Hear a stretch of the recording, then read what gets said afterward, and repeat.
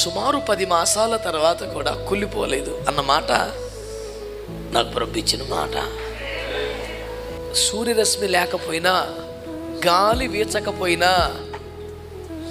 అనంత జలముల కింద నానిపోయినా కుళ్ళిపోలేదు. సేవకుడా, ప్రతివారి జీవితం నీకే కాదు నాన్న, బిడ్డ నీకే కాదు, ప్రతివారి జీవితంలో ఒకసారి గాఢ అంధకారం కూడా వెళ్ళాల్సి వస్తుంది. ఒక్కసారిగా ఎవరు కనపడరు, ఏముండదు, అంత అంధకారం పిచ్చెక్కిపోద్ది. అందరూ కాదు, దేవుడు కూడా నన్ను వదిలేశాడు అనిపిస్తుంది. గాఢ అంధకారపులోయ చివరి మధ్యలో కాదు, మధ్యలో పాయింట్ అది. ఏంటి సడన్ నన్ను వదిలేశారు అందరూ, ఏమైంది, నేనేం పాపం చేశా? అది చిన్న మజిలీ.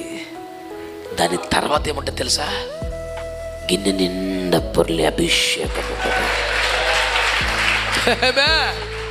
దాని తర్వాత గిన్నె నిండా పొర్లి అభిషేకం ఉంటుంది. దాని తర్వాత శత్రువులు ఎదుట భోజనం ఉంటుంది.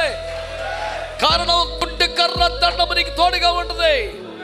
కృపాక్షేమములే వెంట వస్తాయి. చిరకాలము చిరకాలము చిరకాలము నువ్వు యెహోవా మందిరములో ఉంటావు.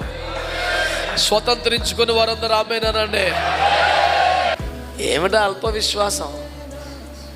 పరిస్థితులు చూడొద్దు. చుట్టూ ఉన్నది గాఢాంధకారం, ఎందుకు చూస్తున్నావు? ఎంత చూసినా చీకటేగా, ఏం కనపడదు.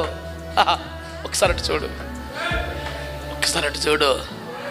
శత్రువు ఎదుట భోజనం. బహుశా నేను అనుకుంటాను, ఇతనికి ఏమీ కనపడకుండా చేసిన టైంలో, గాఢాంధకారం కదా, ఏమీ కనపడదు కదా, ఆ టైంలో బల్ల వేస్తున్నాడు. అక్కడ బల్ల వేస్తున్నాడు, ఐటమ్స్ పేరుస్తున్నాడు, దేవదూతలన్నీ ప్రిపేర్ చేస్తున్నాయి.